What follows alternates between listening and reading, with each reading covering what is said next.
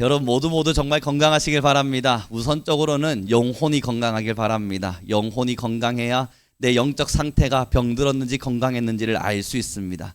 여러분 언젠가요? 제가 몸살 기운이 살짝 있었는데 사실은 그냥 몸살이 아닌 줄 알았습니다. 건강하지 않은 상태에서 몸살 기운이 왔을 때에는 그냥 이게 나의 일상인가 보다 생각하며 나지 않는 힘을 억지로 힘을 내어서 움직이고 행동하고 일을 하기 시작했어요. 그러다가 치료가 되어버렸습니다. 깨끗하게 몸살이 지나가고 회복이 되어버렸죠. 그리고 나서 보니까 그때 내가 아팠었구나 하는 걸 깨달아 버리는 겁니다. 왜냐하면 그때의 내 모습과 지금의 제 모습이 다른 것들을 보면서 그렇구나, 건강하다 말할 땐, 아프지 않다 말할 때 몸 상태가 이 컨디션인 거구나 하는 것들을 알게 되어져 가는 것 같아요. 여러분 영적 상태도 그러합니다. 그래서 건강하시려면 제일 먼저 영적 상태가 중요한데요. 내가 병들었는지 죽었는지는 건강해야만 알 수 있습니다. 병들어 있을 때에는 내가 병들었다는 사실을 죽어도 몰라요. 그러니 모두 영적으로 건강하시길 바라고요. 두 번째는 육적으로도 건강하셔서 오래오래 주님 오시는 날 봐야죠. 우리는 주님 오실 날을 보고 갈 수도 있는 사람들이라 저는 생각도 해요. 그래서 어쩌면 나의 살아생전에 주님 오실 수도 있겠다. 만약 그걸 내가 실제 그 현장에 있는 그 시대에 주님 오심을 보며 살아갈 그 세상의 사람이라면 난 어떨까? 여러분 기대되지 않으세요? 많은 사람들은 두렵다고도 표현하시던데 저는 사실 그리 두렵지는 않습니다. 이유는 기대가 더 큽니다. 곧 오신다는 이야기니까. 곧 마주할 수 있을 테니까. 그러니 여러분 하나님의 오심이 우리에게 어떠한 시간과 어떠한 세월 속에 찾아올지 우리는 알 수 없지만 그러나 육적으로도 건강하셔서 오래오래 하나님의 말씀을 사랑하시고 주님의 말씀 앞에 거하는 모두가 되길 바랍니다. 그 축복의 마음을 담아서 우리 옆사람에게 다시 한 번 더 인사해 줍시다. 건강하시길 바랍니다. 그럼요. 자, 여러분 퀴즈입니다. 한번 맞춰 보시죠. 그러나 답변하시긴 힘드실 겁니다. 여기가 캐네디언 처치가 아니다 보니까 여러분 한국 교회에 계시다 보니까 아무리 제가 질문 드려도 답변하지 않으실 거라는 걸 압니다. 캐나다 교회는 제가 설교 중에도 막 말하거든요. 그래서 그쪽의 문화를 생각해보고 지금 문화를 생각해보면 저는 서양권이 조금 맞는 듯합니다. 거기는 그냥 제가 설교를 하고 있어도 자기 할 말 합니다. 자기 할 말 막 이야기하고 저는 또 제 설교를 진행하고 좀 그런 자유분방한 모습들이 있긴 한데요. 그럼에도 여러분 답변하지 않으시겠지만 그러나 질문 한번 드려봅니다. 이웃집과 나의 집의 차이는 뭐라 생각하세요? 이웃집과 나의 집. 이렇게 다시 한번 질문 드려보도록 하죠. 제가요 이웃집에 20년을 살았습니다. 20년을. 엄청 오래 살았어요. 그러다가 오랜만에 저의 집에 갔어요. 그때에 단어가 바뀌게 됩니다. 어떻게 바뀌냐면요. 이웃집에 아무리 오래 살았어도요. 이웃집은 방문이라고 이야기해요. 이웃집은 방문한 거예요. 그런데 내 집은 아무리 20년간 비워놨다 하더라도 질문이에요. 가면요. 방문하신 겁니까? 내 집에 그냥 온 거예요. 여기서 내가 거주하고 있고 살고 있고 이건 내 거기 때문에 그냥 내 집에 온 거예요. 여러분 이거 차이가 굉장히 어쩌면 큰 차이를 만들어냅니다. 아무리 제가 오랜 시간 동안 친구 집에 머물렀다 하더라도 여기는 방문이에요. 그러니 가라면 가야 되고 어쩔 수 없이 떠나야 되는 시간들이 존재해요. 여러분 영적으로요. 하나님 안에 있다는 것, 하나님 안에 거한다는 게 뭘 말하는 줄 아세요? 대부분의 많은 신앙인들은요, 교회에 방문합니다. 하나님의 품에 방문합니다. 그래서 예수님의 품 안으로, 예수님의 영적인 공간 안으로 방문해서 거기서 오랫동안 머물러 있기는 해요. 그런데 여전히 그들의 명칭에는 방문이라는 이름이 붙습니다. 이웃집이거든요. 내 집은 아니거든요. 그런데 정말로 내 집에 있는 사람은요. 예수님의 그 품속이 방문이 아니라 나의 집인 사람들은요.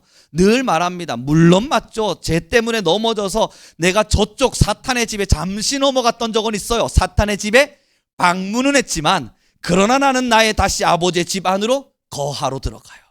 나는 다시 아버지의 집에 가요. 그런데 대부분의 어떤 성도들은요, 20년간 예수님의 집에 방문하고 있다가 원래 집은 어디게요? 사탄의 품이 원래 내 집이요. 아버지의 자녀가 된 적이 없다고. 이 예수님의 품이, 예수님의 집이 진짜 나의 집이 된 적이 없이 나는 그저 이웃으로만 존재했다고요. 그러니 이제 때 되면, 주님 오실 때 되면, 하나님 나를 부르실 때가 되면, 죽음이 임박해지면, 상황이 급해지면, 어쩌면 내 인생 속에 내가 원하지 않은 일들이 일어나기 시작하면 아버지의 품을 떠나서, 방문하고 있었던 나의 이 예수님의 집을 떠나서 어디를 향해 가냐면 다시 세상을 향해 갑니다. 왜냐하면 여기가 원래 나의 집이거든요. 여기에 가면 안식할 수 있을 거라 믿고, 여기에 가면 좋은 일이 있을 거라 믿고, 내가 원하지 않았던 일들이 일어나고 있는 이웃집을 떠나 저기에 가면 다시 회복되리라 믿거든요. 여러분, 여행 신나게 하고 집에 딱 들어오실 때 제일 먼저 뭐라고 말씀하세요? 역시 내 집이 최고다. 5성급 호텔을 간다 한들, 아니 뭐 미국에 가서 제일 좋은 호텔 뭐 뉴욕에 있는데 하여튼 그런 곳에 가서 지냈다 한들, 여러분 내 집 딱 들어오고 문 열고 들어올 때는요, 내 집이 최고다 말해요.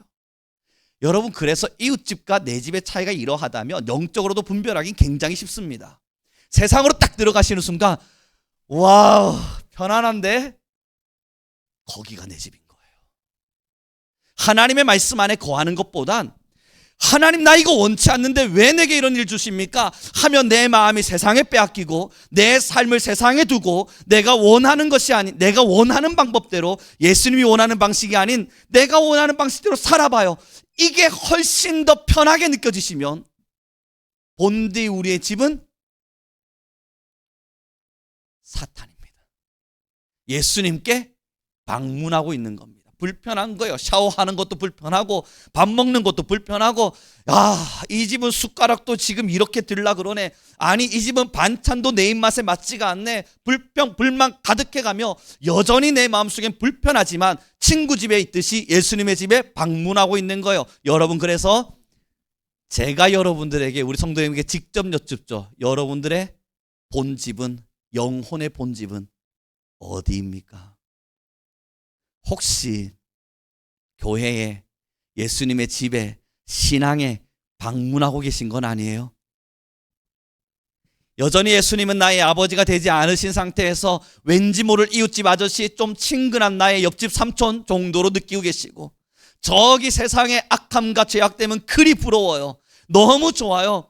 그래서 저기만 가면 내 마음이 편안할 것만 같아요. 누구나 다 즐기고 있는 세상살이 나도 좀 그렇게 산다면 얼마나 편안할까 기대가 되어져요. 하나님은 왜 내게 저런 걸 주지 않으시지 하는 원망도 찾아오기도 해요. 그러니 저것이 나의 고향과도 같아요. 나의 본향과도 같고 나의 바람이기도 해요. 세상 사람들 떵떵거리며 살 때 나도 좀 떵떵거려 보자. 저들 저렇게 누리며 살아가고 있을 때 나도 좀 누리며 살아가 보자. 부러움과 그들을 향한 아름다움에만 나의 시선이 다 빼앗겨 있어요. 여러분, 다시요. 여러분들의 집은 어디입니까? 한국교회는 이래서 좋다니까요. 답변하지 않잖아요. 이걸 제가 캐나다 교회에 이야기를 하잖아요. 그럼 여러분 여기저기서 막 이야기가 나온다고요. 그런데 저는 뭐 사탄의 집입니다, 교회입니다, 저는 예수님의 품입니다, 이렇게 말하지 않아요. 한 5분간 떠들어요. 전부 다 힘들다고요. 한국교회는 서로 속일 줄 알아서, 숨길 줄 알아서 말하지 않을 수 있어서 좋아요. 그러나 여러분, 지금의 이 질문은 제가 던지는 게 아니고요, 여러분의 영혼을 향해 하나님이 던지고 계신 겁니다. 난 여전히 너에게 옆집 삼촌은 아닌가? 넌 여전히 내 집에 머물고는 있지만 이곳에 이웃과 같이 그저 불편히 살고 있진 않는가? 저 옆에 세상을 보니 내가 예수님만 안 믿었어도, 이놈의 말씀만 몰랐어도, 내가 이 금요일날 이 밤중에 찾아와서 이 고생을 하진 않을 텐데, TV 보면서 드라마도 좀 즐기고 남들 다 가는 여행도 좀 가고, 주일날, 일요일날, 빨간날, 일주일 중에 딱 하루 있는 쉬는 날 이놈의 예배는 매주 52주를 꼭 참석하라 그러고, 그러지만 않았더라면 내가 놀았을 텐데. 부럽진 않으세요? 세상은 돈을 사랑하라 말하는데 나는 돈을 사랑하지도 말라 그러네. 세상은 나를 중심으로 살라 말하는데 주님은 나를 버리며 살라 그러네. 세상은 너가 최고라 말하는데 성경은 너는 종이라 말하시네. 여러분, 세상이 부럽지 않으십니까? 오늘의 본문을 함께 읽어보도록 하죠. 함께 읽겠습니다. 16절의 말씀입니다. 함께 읽죠. 같이 읽겠습니다. 시작.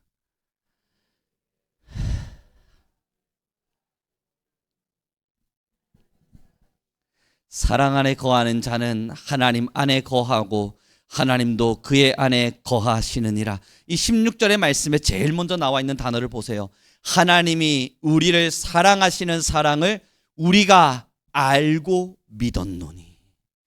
여러분, 결국요, 우리는 질문하게 돼요. 세상이 좋지 않으세요? 질문할 때 안 좋습니다. 때로는 아우 좋겠다 하는 마음도 들지만 사탄의 유혹에 빠져서 넘어지기도 하지만 거기가 이웃집이니까 금세 자리 털고 일어나서 나는 다시 아버지 집으로, 나는 본향이 좋아요, 하나님이 좋아요, 나는 예수님이 좋아요 하며 돌아오게 됩니다. 그렇게 말할 때 이유가 뭡니까? 질문하게 된다고요. 그때 16절의 말씀이 나는 하나님의 사랑을 알고 믿었노니. 하나님의 그 놀라운 사랑 말이에요. 독생자 예수 그리스도를 나를 위하여 주셨고 이 세상을 사랑하시사 이 세상을 창조하셨고 나에게 생명을 주시사 여전히 하나님의 나라를 소망하게 하시는 그 하나님의 사랑을 내가 알고 믿었노니.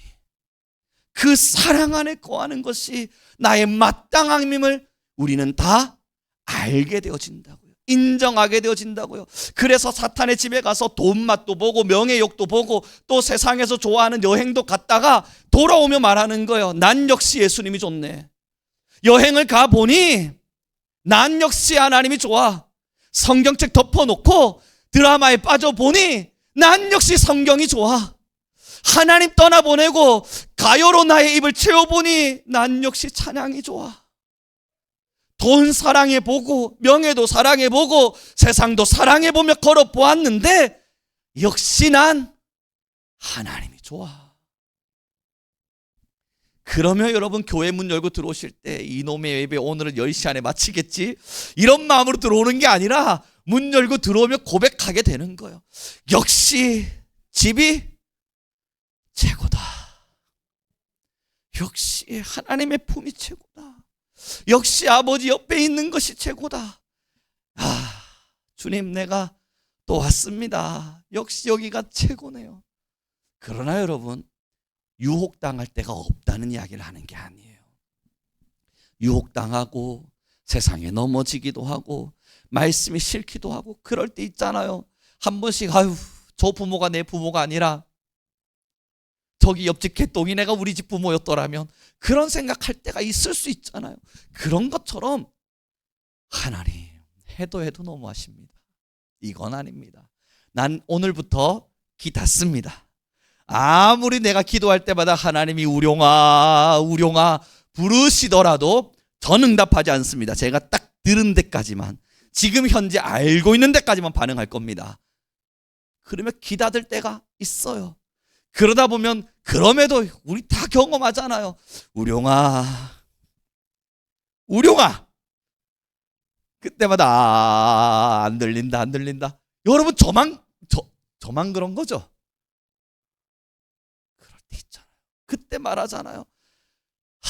진짜 이 신앙 내가 하나님을 섬기고 사는 게 이게 맞나?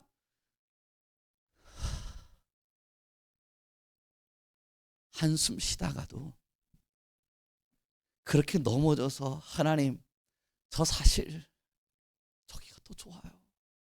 지금 하나님이 명령하신 이 말씀은 제가 받아들이기도 살아내기도 순종하기도 어려워요. 저는 오늘 이 순간만큼은 저기가 더 좋아요. 하나님 그렇게 말했다가도 뭐가 그리우세요? 하나님의 사랑.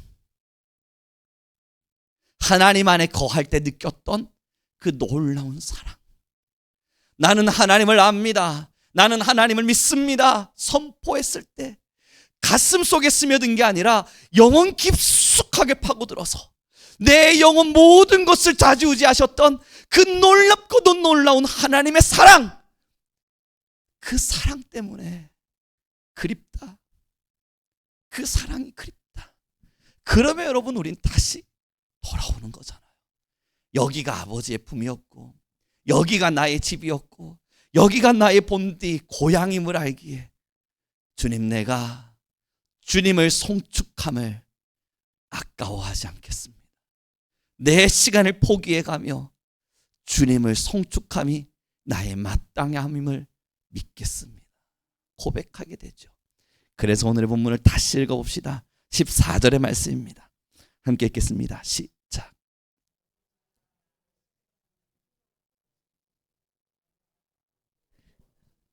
그 사랑의 시작이 뭔가 봤더니 아까 말씀드린 14절인 겁니다.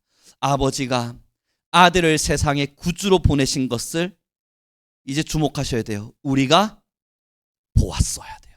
그리고 우리가 증언하고 있다고. 여러분, 이 두 가지가 움직여져야 진짜 하나님의 사랑이 뭔지를 아는 사람이에요. 우리가 아버지가 이 세상에 아들을 보내신 것을, 구주로 보내신 것을, 첫째는 우리가 보았습니다. 이건 여러분 거절할 수 있는 게, 들었던 정도로는 변화되지 않아요. 들었던 정도는 옆집 삼촌밖에 되지 않아요. 우리가 들었던 정도로는 옆집에 이웃집에 놀러가는 정도처럼 세상이 여전히 좋다, 그렇게 고백할 수밖에 없는 신앙밖에 안 돼요. 그러나 첫째, 보았다면, 정말 하나님의 보내심을, 예수 그리스도의 오셨음을 나의 영안과 나의 눈으로 보았다면 첫 번째 하나님의 사랑을 느낀 겁니다. 그리고 두 번째 뭐라고요? 또 증언하노니. 결국은 이 증언의 역사가 내 삶 속에 일어날 때 그제서야 우리는 그 사랑이 얼마나 깊고 넓은지, 그 하나님의 사랑이 얼마나 풍성한지 모든 것을 알 수는 없지만 맛을 보며 살아갈 수 있게 되어져요. 언제요? 하나님의 말씀을 증언할 때, 예수 그리스도의 오셨음을 증언하며 살아갈 때 그제서야 알게 되어져 가요. 여러분, 제가 하나님께 정말 감사한 게 뭔 줄 아세요? 제가 학교에 가서 복음을 전하잖아요. 그때 사역에 1년이 지나고 나서부터 저의 사역이 바뀌었어요. 물론 하나님께 저를 다스리시기 위해서 저를 깨부수려고, 저의 고집을 꺾고 저의 못남을 꺾고 저라는 자아를 꺾어내기 위해서 20대 그 험난한 길을 걷게 하셨어요. 자존심도 많이 상했고 시간도 너무 아까웠고 삶도 피폐했어요. 그러면서 하나님 아니면 붙들 수 있는 존재가 없어서 마음도 깨졌고 자존감도 깨졌고 고집도 깨져가면서 여전히 안 깨지고 있는 부분이 한 99% 남아 있습니다. 그때 한 1%가 깨졌어요. 그러며 사역하며 왔는데 제가 안 믿는 친구들에게 복음을 전해보기 시작했잖아요. 여러분, 그들이 변하는 줄 아세요? 아니요. 제가 변하더라고요. 제 영혼이 변화되기 시작해요. 와, 하나님의 사랑이 이렇게 뜨거웠다고. 와, 하나님의 사랑이 이렇게 놀라웠다고. 이야, 정말 이게 하나님의 사랑이라고. 그때부터 조금 더 깊숙이 알겠어요. 여러분, 길 가면서 예수님 믿으세요. 저도 그런 사역과 전도의 일들을 많이 했죠. 그러나 한 영혼이 제발 좀 전도되기를 원하는 마음, 한 사람이 제발 저의 입술을 통해서 복음을 듣기를 원하는 마음, 어쩌면 대면하지 않고 어쩌면 외면하고 불평하고 시기하고 있는 저 아이들을 어떻게 하면 깰 수 있습니까? 하나님, 울부짖었던 시간, 그러면서 그 영혼이 제발 하나님을 믿기를 바라는 소망을 담아서 원수 같아 보여도 전하고 또 전하다 보니 여러분, 그들의 영혼은 깨지지 않는데 제 심장이 깨져요. 그때 알게 된 겁니다. 그거구나. 진짜 하나님의 사랑의 맛을 보려면 역시나 본 것만으로는 안 되는구나. 하나님의 사랑을 보았고 또 그 사랑을 한 영혼에게 그 심장을 깨뚫어내서 들어가서 휘벼파서 하나님의 싹을 심어내는 일들을 해나갈 때 그제서야 내가 하나님의 사랑을 조금은 맛보게 되는 거구나 깨달아가요. 사랑하는 귀한 성도 여러분, 우리가 지금도 예수님을 옆집 삼촌 두듯이 옆에 딱 두고 불편한데, 마음에 들지 않는데 하나님의 사랑 들어보니 뭐 좋은 것 같기는 해서 때로는 감동도 되고 때로는 뭐 눈물도 좀 나고, 드라마 본 것처럼 예수님의 그 죽어가시는 십자가의 사건 이야기 쭉 듣다 보면 패션 오브 크라이스트 영화 보듯이 아이고 우리 예수님 어떡할까, 아이고 우리 예수님 어떡할까 그러면서 좀 울기도 하고, 그러다가 예수님이 여러분 때문에 그러셨습니다, 그 한마디에 가슴이 막 찌릿찌릿해지면서 이거구나 깨달아 보기도 하고. 그런데 여러분, 그것이 예수님 안에 거한다는 증거는 아닙니다.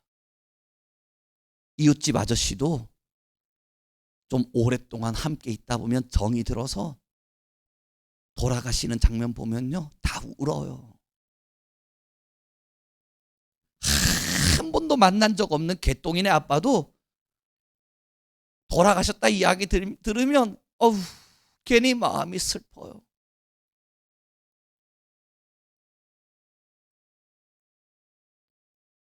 이런 감정이 우리 안에 있음이 내가 예수님을 나의 아버지로 모셨다는, 내가 이제는 세상이 나의 본집이 아니라 예수님의 품이 나의 본집이라는 증거가 되지 않습니다. 그럼 하나님의 사랑 안에 내가 거한다는, 하나님의 집이 나의 집이라는 증거가 어디 있겠어요? 다시 14절과 15절의 말씀을 읽어가겠습니다. 같이 읽겠습니다. 시작.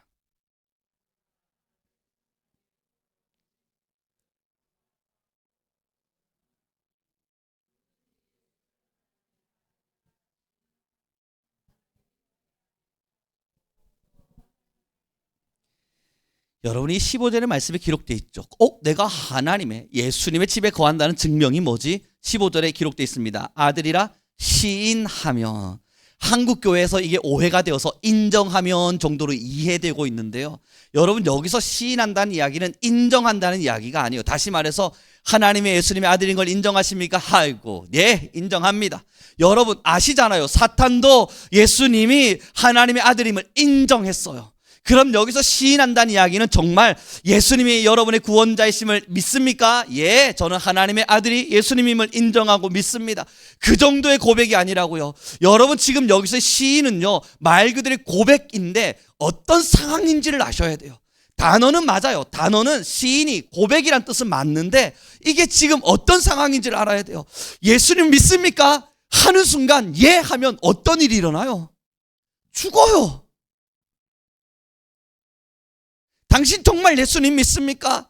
그 한마디가 카타콤이라고 하는 그 지하 감옥 안으로, 어쩌면 그 지하 교회 안으로 여러분 밀고 들어가는 상황이 되기도 하고, 부모와 자식으로부터 버림받는 상황이 되기도 하고, 이웃으로부터 친구로부터 고발받아야 되는 대상이 되기도 하고, 내가 가지고 있었던 많은 재물을 빼앗김에도 어떤 말도 하지 못하는 손해보는 인생을 살아야 되기도 해요.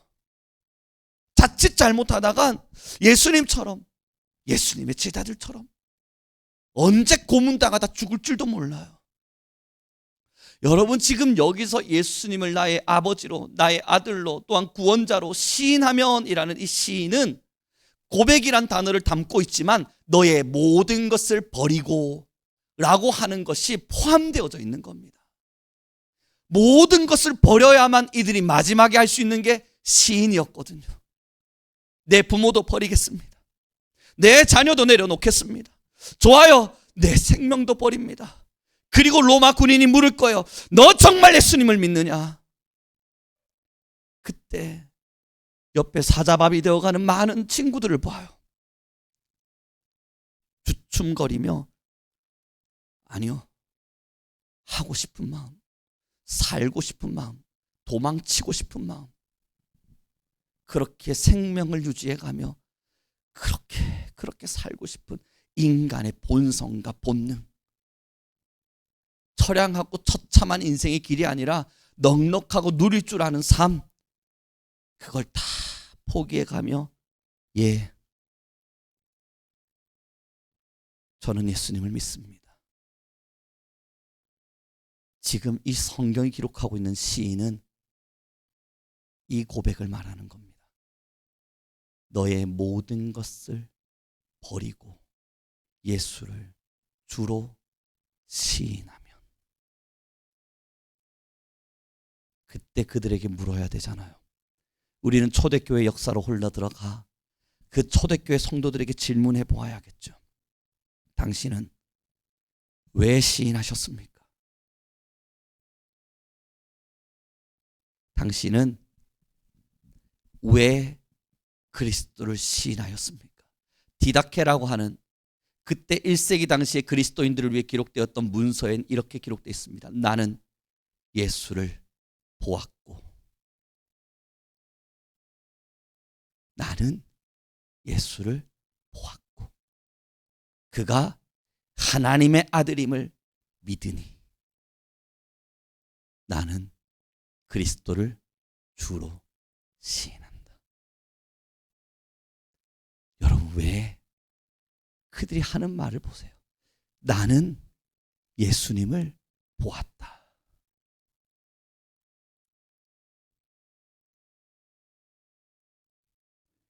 그 한 사건이 그들의 삶을 송두리째 바꾼 겁니다. 그럼 여러분 질문하고 싶으신 거죠? 그들은 진짜로 봤잖아. 우리는 못 봤고. 아니요. 그 디다케 문서에 기록될 당시의 사람들은 예수님을 본 적 없는 사람들이에요. 그런데 그들은 예수님을 보았다 고백해요. 사랑하는 성도 여러분, 이게 우리 믿음이어야 합니다. 흘겨 듣듯 오랜 시간 듣다 보니 세뇌당한 것 말고요. 주님, 내가 이제야 주님을 봅니다. 이제 내가 아버지의 품을 봅니다. 성령의 임재를 보고 성령의 통치를 보고 하늘 가운데 거하시는 주님을 보고 이제야 내가 아버지를 봅니다.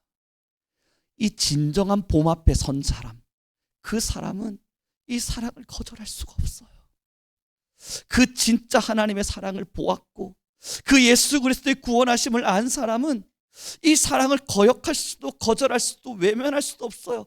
그래서 저 사탄의 집이 너무나 좋아 보이고 세상이 너무나 귀해 보이고 나도 저렇게 살고 싶다 외치며 떠났다가도 하루 이틀 못 버티고 집이 좋아요. 하나님, 난 예수님이 좋아요. 나는 하나님의 말씀 안에 거하는 게 좋아요. 나는 이 예배가 하나님을 찬양함이, 나는 주님의 말씀이 너무너무 좋아요. 이걸 버리고 살아갈 자신이 없어요.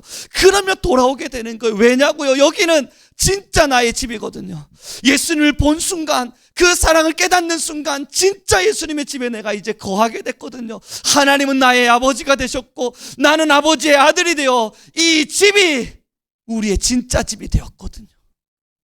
세상이 이웃집인 거예요. 좋아 보이는데 막상 가보면 헛방이에요. 옆집 엄마가 훨씬 예뻐 보이고 좋아 보이죠? 가보세요. 잔소리는 똑같아요. 어느 집이나. 역시나 거기엔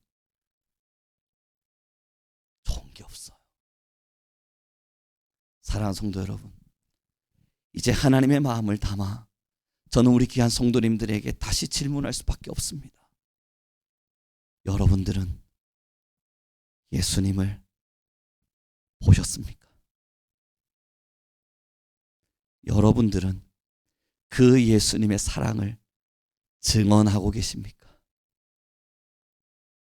다시요. 여러분들은 진짜 예수님의 집이 나의 집인가요?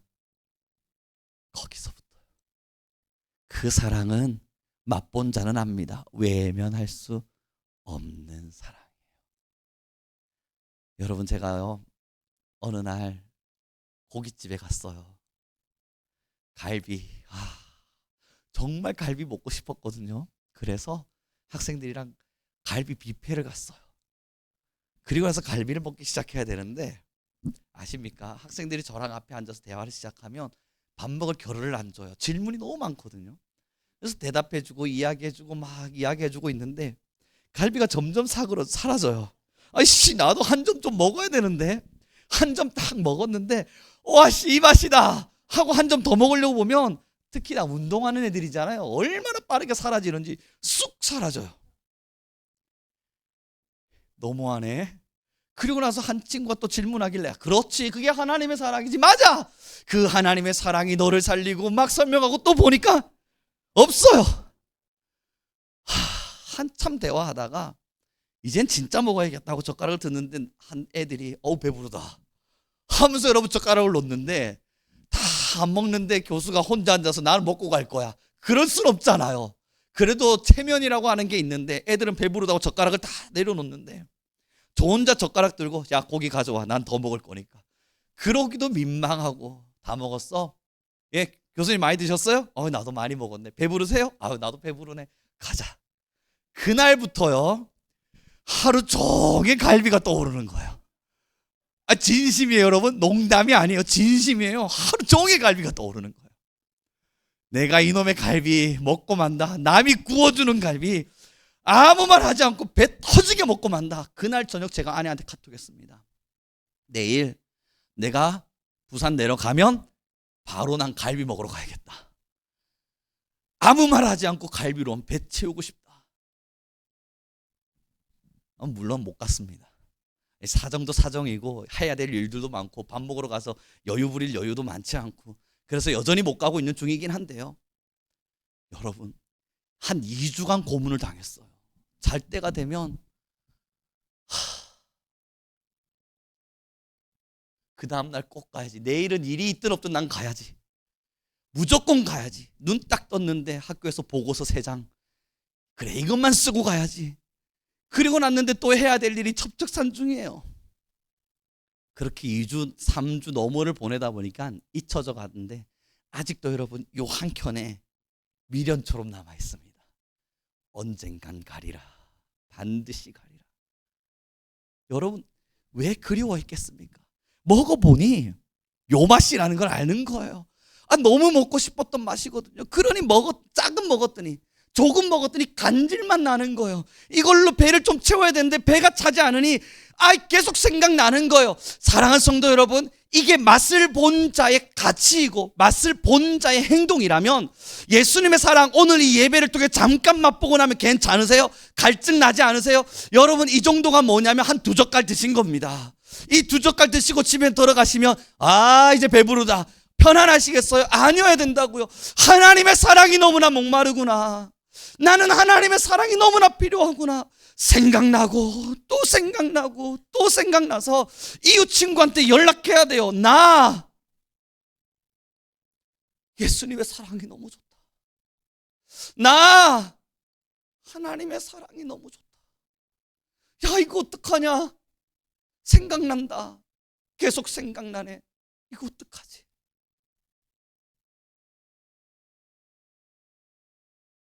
이게 하나님의 사랑을 본 자의 모습입니다. 이제 말씀을 정리해 가기로 합니다.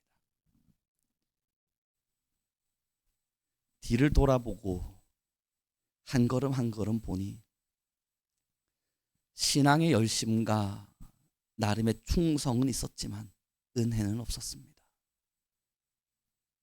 열심히 하면 되겠지 마음 먹었었고 충성해보자 하는 각오와 결심도 제게는 있었습니다. 그러나 제 안에는 풍성한 사랑의 은혜가 없었어요. 좋아서 예수님을 따랐냐고요? 물론 싫지는 않았죠. 사랑했냐고요? 물론 예수님의 죽으심과 살아나심의 이 사건과 이야기가 제 가슴 깊숙이 박혀서 나 예수님을 위해 살고 싶어, 난 예수님과 함께 살고 싶어 하는 결심 정도야 늘 있었죠.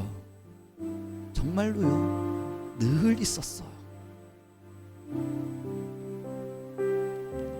하나님을 사랑하냐 질문하면 사랑한다 답했고, 주님의 나라를 꿈꾸냐 물어보면 저는 순교를 하고라도 주님의 나라를 위해 살고 싶습니다 말했고, 하나님의 말씀이 얼마나 좋냐 그러면 꿀송이보다 달아서 이걸 내려둘 수가 없네요 라며 말했던 시간들이 제게도 있었죠.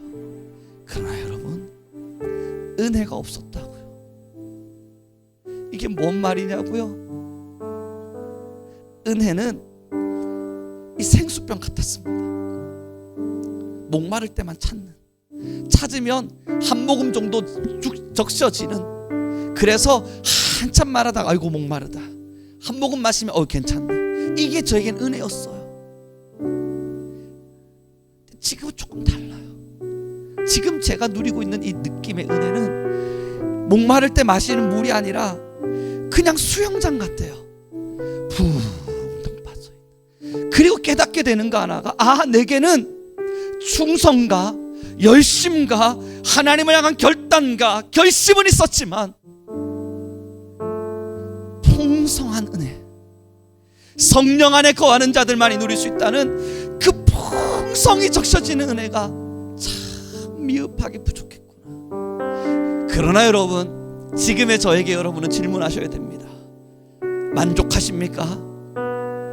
여러분, 이상한 게요, 수영 조금 할 줄 아는 친구는 조금 하다가 1m, 아유 가소롭다, 2m를 그리는 것처럼, 2m 점프해서 다이빙 할 줄 아는 친구는 11m 점프를 막 꿈꾸는 것처럼, 이 참 신기하고도 묘한 게, 이게 하나님의 은혜인가 보구나 라고 느꼈는데 목말라 죽겠어요.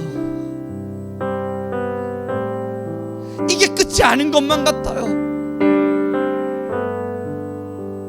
하나님의 그 풍성한 은혜, 넓디 넓은 은혜, 그래서 성경에는 모든 것을 채우고도 남는다는 그 은혜가 과연 끝이 어디인가 너무너무 궁금한 시절을 살아요. 이게 우리 귀한 성도님들 모두의 마음일 겁니다. 그러면 여러분, 오늘부터 결심이 바뀌어야 되는 거예요. 오늘부터 우리는 결단해야 되는 거예요. 나는 이제 매일 하나님의 은혜를 사모하며 살 것이라는 결단이 필요한 거예요. 우리 함께 고백하길 바랍니다. 나는 하나님의 은혜를 사모합니다. 그냥 사모하세요? 아니죠. 그럼 이렇게 고백해야죠. 하나님, 나는 당신의 사랑을 절실히 사모합니다. 이 절실함이 우리 안에서 빠지면 안 된다고요. 다른 것 다 빠져도 하나님을 향한 절실함, 하나님을 만나고 싶은 절실함, 주님의 사랑 안에 거하고 싶은 절실함, 이 절실함은 빠지면 안 되는 거라고요. 이 절실함을 꽉 붙들고 아버지 품 안에, 하나님의 사랑의 품 안에 머무는 겁니다. 우리 그렇게 주님 안에 거하며 나아가길, 그렇게 하나님을 예배하고 하나님을 찬양하길 소망합니다. 우리 주님께 함께 찬양 올려드리죠. 우리 절실함을 담아서요, 주님께 함께 찬양할 때 우리 보좌 앞에 모였네 찬양 올려드리겠습니다.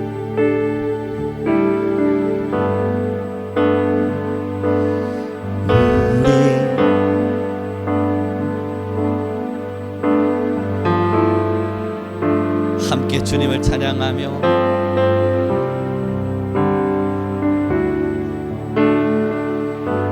하나님의 그 사랑이, 하나님의 사랑, 그 아들 주셨네.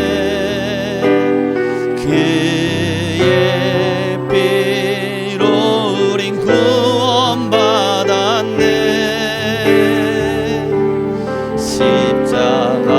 십자가에서 쏟으신 그 사랑, 강같이 온 땅에 흘러, 강같이 온 땅에 흘러,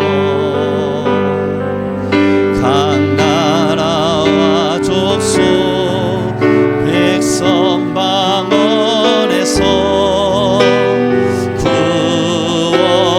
구원받고 주 경배드리네.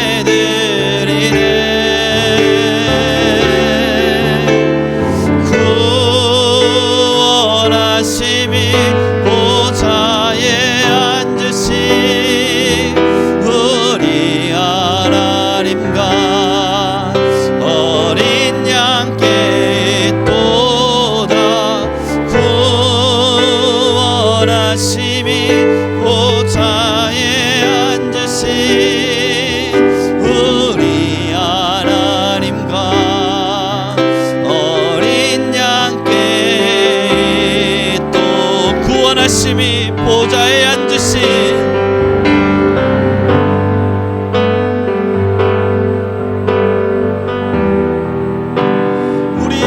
하나님과 어린 양에게 있습니다.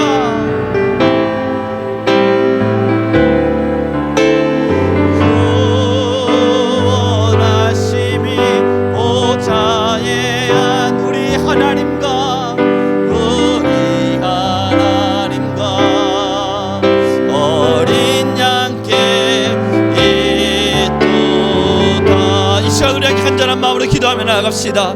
우리 간절히 기도할 때 하나님, 내가 주의 이름을 절실히 찾게 하소서. 나의 심령과 영혼이 세상을 본집으로 섬기며 사는 것이 아니라 하나님의 나라 거함을 사랑하게 하시고, 나는 예수님을 보았고 나는 예수님을 증언하노니 주여 내가 아버지 집에 거하게 하소서. 내 영혼이 하나님을 더 깊이 사모하게 도와주소서. 우리 주여 한번 부르시고 간절히 기도하며 나아갑니다. 주여